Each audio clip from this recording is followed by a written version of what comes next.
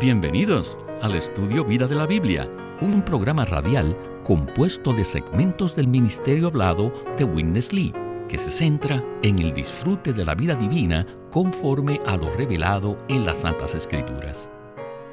Los invitamos a que visiten nuestra página de internet, radiolsm.com, y allí podrán escuchar gratuitamente todos los programas radiales del Estudio Vida. radiolsm.com.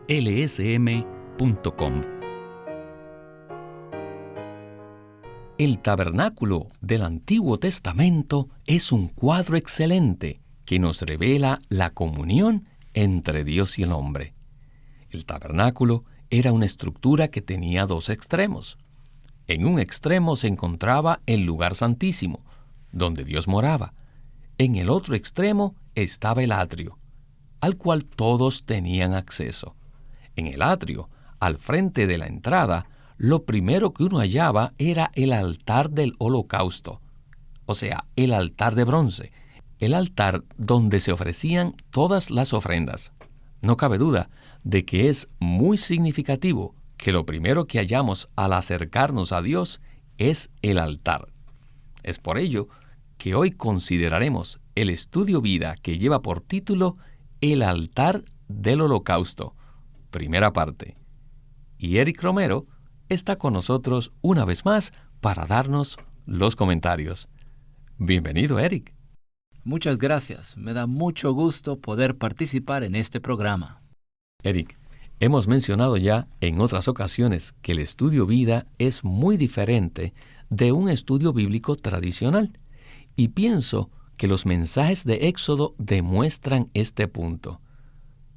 Hoy en el programa veremos el altar de bronce, o sea, el altar del holocausto. Por lo cual, me gustaría que usted nos dijera, ¿cuál es la diferencia entre estudiar este pasaje desde el punto de vista académico y verlo desde la perspectiva de la vida divina? Usted me pregunta por qué un estudio doctrinal y académico no es tan relevante como un estudio vida, o sea, un estudio que nos lleva a experimentar a Cristo como vida en la palabra. Pues permítame contestarle con otra pregunta. Si hemos de satisfacer nuestra hambre, ¿cuál es más relevante? ¿Leer el menú o comer? Pues es importante leer el menú, pero el menú en sí no nos alimenta, ya que es solo una guía. El punto aquí es que si queremos saborear y disfrutar la comida, necesitamos comer, para así quedar satisfechos y sin hambre. Luego haremos la digestión y asimilaremos lo que comimos, y eso llegará a ser parte de nuestra constitución. Esto creo que es una comparación apropiada. En lugar de leer, estudiar, analizar, discutir y aún debatir sobre el menú, más bien debemos comer. Así que este estudio vida de Éxodo tiene como meta alimentarnos y no solo presentarnos el menú.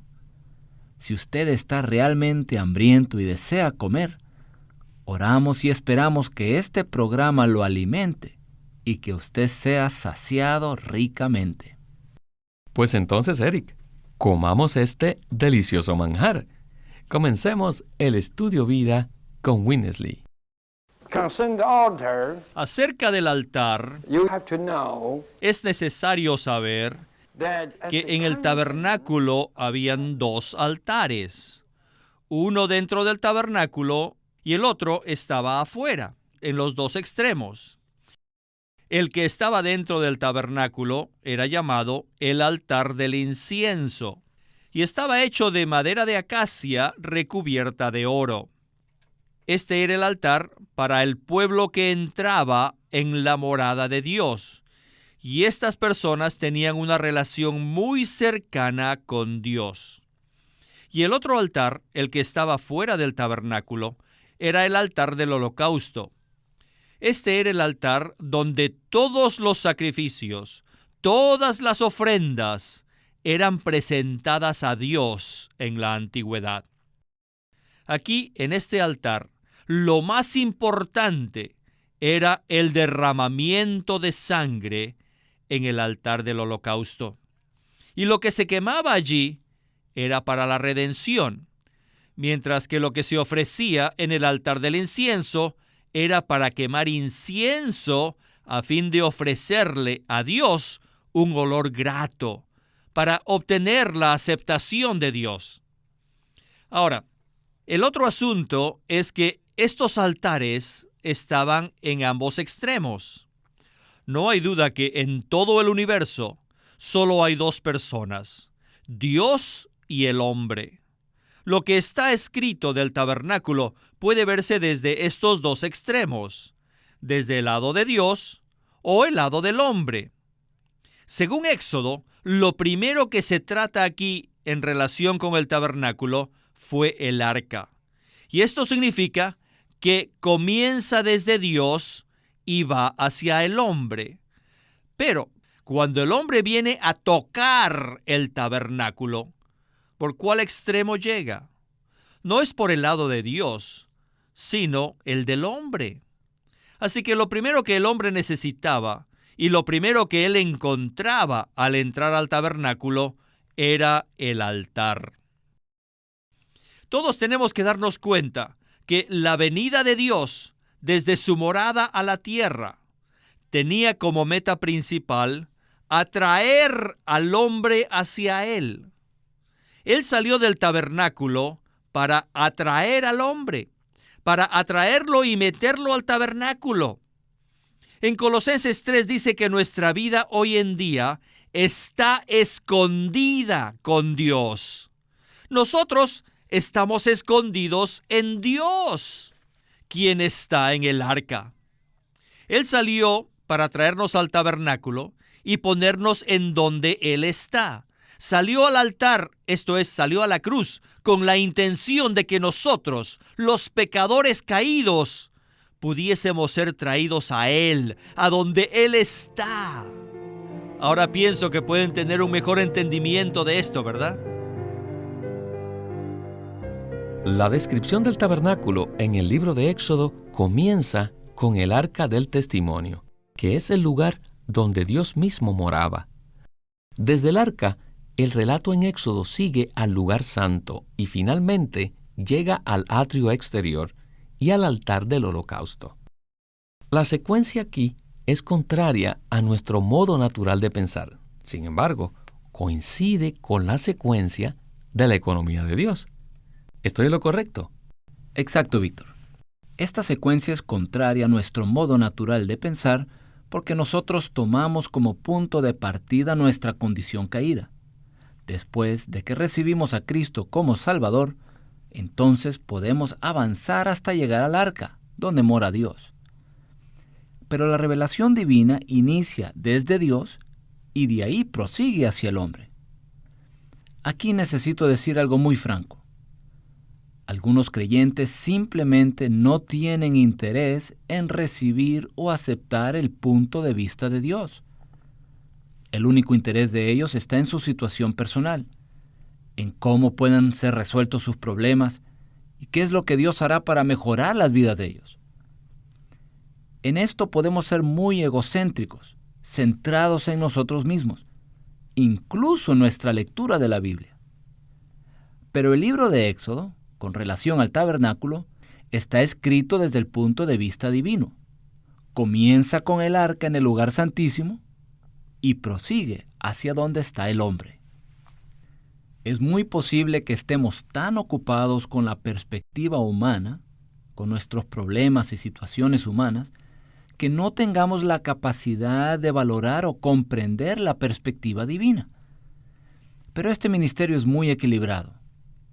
Al comprender la perspectiva divina, somos capacitados para recibir la revelación divina y el suministro divino, de modo que seamos iluminados y fortalecidos, y de esta manera entremos en la edificación divina, con miras a llevar a cabo la economía divina. Como se indicó al principio, hay dos extremos con respecto al tabernáculo, el arca y el altar del holocausto. Estos dos extremos se relacionan con dos personas, Dios y el hombre. El arca tiene que ver con Dios y el altar del holocausto tiene que ver con el hombre. Y esto es lo que veremos en la siguiente sección de nuestro estudio vida. Adelante con Witness Lee. El altar estaba hecho de madera de acacia.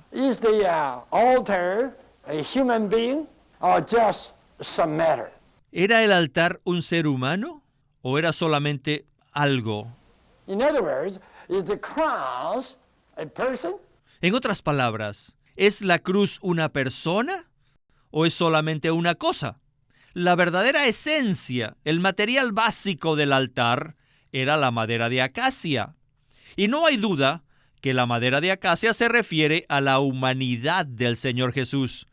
O sea que tipifica a Jesús hombre. Esto implica que el altar es un hombre. ¿Es así?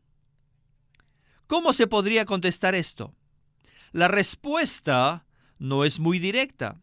Suponga que usted tiene el altar, pero no hace sacrificios. ¿Podría el altar por sí mismo salvarlo a usted? No, ¿verdad? Suponga que tiene la cruz sin que nadie muera en ella por usted. ¿Podría la cruz salvarlo? El elemento que salva no está en la cruz misma, sino que el elemento que salva está en la persona que fue crucificada en la cruz. Cuando usted viene a la mesa, usted no se come la madera o el metal de la mesa, sino lo que usted come es lo que se ofrece sobre la mesa. Así que cuando nos referimos al altar, no estamos diciendo que el altar en sí mismo haga algo, sino que nos referimos a lo que allí se ofrece y lo que esto implica. Por eso cuando decimos que la cruz nos salvó, no nos estamos refiriendo a la cruz utilizada por el Imperio Romano, sino a Cristo mismo, quien murió en la cruz. Esta es la cruz que nos salva. Ciertamente, no es la cruz misma la que nos salva, sino Cristo, quien es Jesús hombre, quien murió en la cruz por nuestros pecados. En tipología vemos que el Señor utilizó madera de acacia para la construcción del altar del incienso. Pero el arca también estaba hecha de madera de acacia. La madera de acacia era la esencia, la sustancia misma utilizada para hacer el arca. Esto es algo muy significativo porque la madera de acacia representa la humanidad de Jesús. Solo la humanidad que llega al nivel del arca puede ser nuestro sustituto en la cruz para salvarnos. Esta humanidad solo está disponible en Jesús. Solo Jesús tiene esta clase de humanidad. Nadie más tiene este tipo de humanidad tan alta, tan elevada. Así que esta humanidad es tipificada por la madera de acacia, que es una madera fuerte, dura, una madera preciosa. Eric, tengo que reafirmar que este es uno de esos pasajes que realmente hace que amemos al Señor Jesús y su palabra. Este tema es algo profundo, pero pienso que en la comunión podremos recibir lo que se revela aquí. Sabemos que el altar del holocausto representa la cruz y que el arca representa a Cristo como testimonio de Dios mismo. Ahora, ¿por qué es tan significativo que la madera del altar, que era de madera de acacia, sea igual que la madera del arca? La madera de acacia representa la humanidad elevada de Jesús. El arca, el testimonio de Dios, estaba hecha de tal humanidad. Solo el Señor Jesús mismo tiene esta humanidad, la cual lleva el testimonio de Dios. Ahora vemos que el material básico para la construcción del altar del holocausto era también la madera de acacia. Esto indica dos cosas. Primero, que solo la humanidad de Jesús es adecuada para efectuar la obra redentora que satisface los requisitos de Dios. Y segundo, que solo la humanidad de Jesús es la norma para el cumplimiento de la obra redentora de Dios. Es necesario que sea un hombre el que participe para efectuar la redención y derramar sangre. Pero su humanidad debe alcanzar la norma elevada del arca, lo cual significa que este hombre debe ser el testimonio de Dios y expresarlo. Este es Jesús. La humanidad de Jesús es la humanidad tipificada por el arca, y esa misma humanidad fue el material básico usado en la construcción del altar de bronce, el altar del holocausto. Esto nos revela un punto crucial. No es el altar como objeto lo que importa, sino la persona que murió en el altar. Y esta persona, Jesús, está representada por la madera de acacia. Pregunto, ¿podría la cruz misma salvarnos? Claro que no, pues lo que nos salva es la persona que fue crucificada en la cruz. Necesitamos en verdad hacer a un lado la idea supersticiosa de que la cruz, como objeto, puede hacer algo por nosotros. La cruz en realidad simboliza al Cristo crucificado. Cristo poseía una humanidad maravillosa, la cual cumplía por completo la norma elevada y los requisitos de Dios. Dicha humanidad está tipificada por la madera de acacia del arca. Debido a que Jesús era tal persona y poseía tal humanidad, y debido a que Él murió en la cruz por nosotros, ahora la cruz de Cristo es poderosa y opera eficazmente en nuestra vida diaria.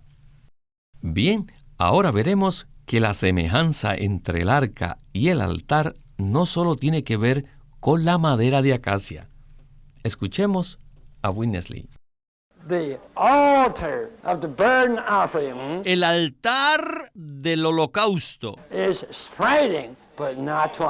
era amplio, pero no muy alto. Su altura era menor que su longitud y que su anchura. La anchura y la longitud eran más grandes que su altura. Esto indica que la redención del Señor realmente se esparce, incluye a todo. La redención es tan amplia, tan espaciosa, que hay lugar para incluir muchas cosas, pero no era muy alta. Si fuera muy alta, no la alcanzaríamos. No hay duda que sus 3 codos de altura se refieren al Dios triuno. La redención llevada a cabo en la cruz no fue realizada solo por el Señor Jesucristo, fue llevada a cabo por el Dios triuno. Les voy a dar un versículo a fin de convencerlos, para que puedan comprobar este hecho. Y es Hebreos 9:14, que dice que el Señor se ofreció a sí mismo a Dios mediante el Espíritu Eterno. Los pasajes que tratan sobre la crucifixión de Cristo, o que tratan de que Cristo se ofreció a sí mismo a Dios, estos versículos tienen siempre implícito al Dios triuno. Cristo, el Hijo, se ofreció a sí mismo a Dios el Padre, mediante el Espíritu. ¿No es verdad que aquí está el Dios triuno? Este es el Dios triuno representado por los 3 codos de altura del altar. Este es el estándar. Fue cumplida por el Dios triuno en el estándar del Dios triuno. Por lo tanto, el Dios triuno es el nivel de la redención. La redención fue alcanzada por el Dios triuno conforme a su nivel. En Lucas 15 tenemos 3 parábolas que también nos muestran que el Dios triuno está involucrado en la redención del hombre. El Hijo está representado por el pastor que busca a la oveja perdida. El Espíritu está representado por la mujer que enciende la lámpara buscando la moneda perdida. Y el Padre está representado por el Padre que recibe al Hijo pródigo y lo cubre con su mejor vestido y lo alimenta con el becerro gordo. Aquí vemos que el Dios triuno recibe al pecador arrepentido. Este es el significado de que la altura del altar sea de 3 codos. La redención se lleva a cabo de esta manera por Cristo en la cruz, por el Dios triuno, por el Hijo, por el Espíritu y por el Padre. Ellos trabajaron juntos para buscarnos, salvarnos, traernos de regreso. Esta es la altura de la redención de Cristo. La altura es edificada por el Dios triuno y según el Dios triuno. Este es el verdadero significado de la altura del altar. La redención de Cristo fue hecha por el Dios triuno en la cruz, por el Hijo, por el Espíritu y por el Padre.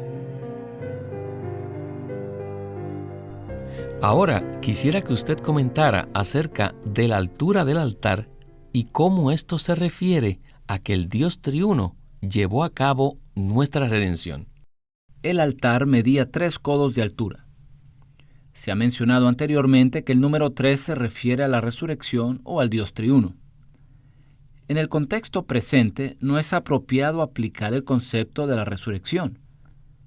Más bien, en este pasaje, el número 3, con respecto a las dimensiones del altar, se refiere al hecho de que el Dios triuno llevó a cabo nuestra redención.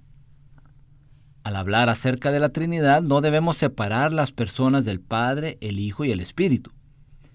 Sí, podemos hacer una distinción entre ellos, pero no podemos separarlos uno del otro, pues solo hay un Dios.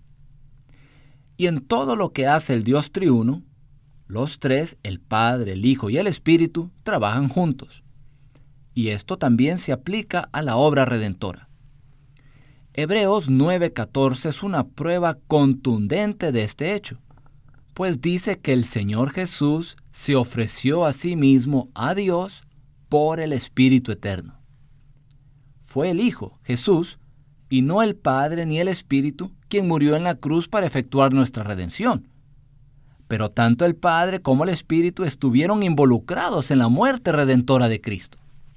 Aunque fue el Señor Jesús quien murió, Él no murió independientemente del Padre y del Espíritu, ya que, como dice Hebreos 9:14, el Hijo se ofreció al Padre mediante el Espíritu Eterno.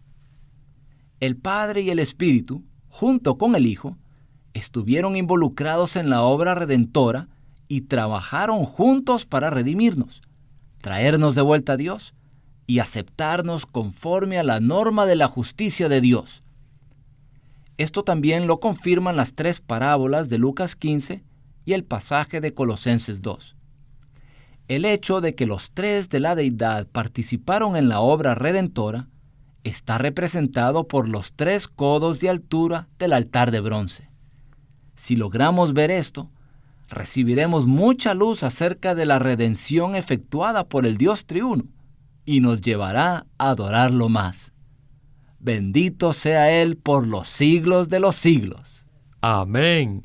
Esto es maravilloso, poder ver por medio de la tipología que las dimensiones del altar, que la totalidad del Dios triuno, o sea, el Padre, el Hijo y el Espíritu, participaron activamente en nuestra redención.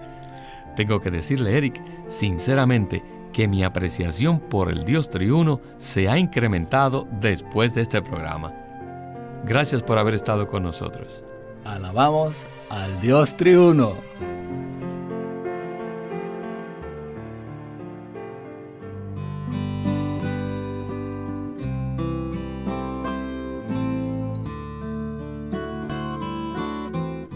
Living Stream Ministry tiene el placer de presentarles el libro titulado El edificio de Dios. En este libro, Witness Lee describe la importancia de la edificación a través de la Biblia.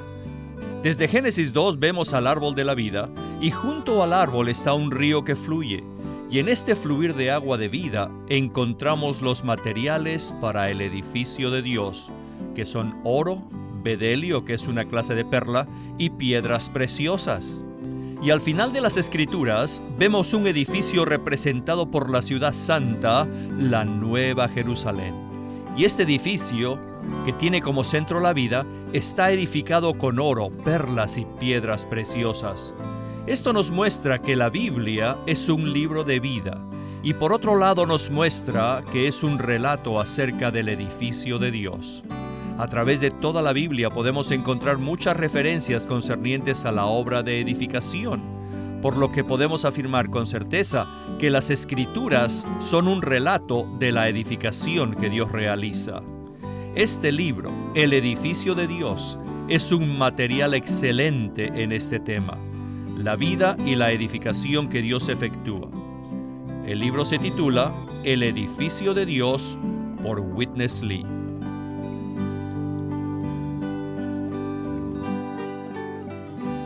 Witness Lee nació en 1905 y fue criado en una familia cristiana.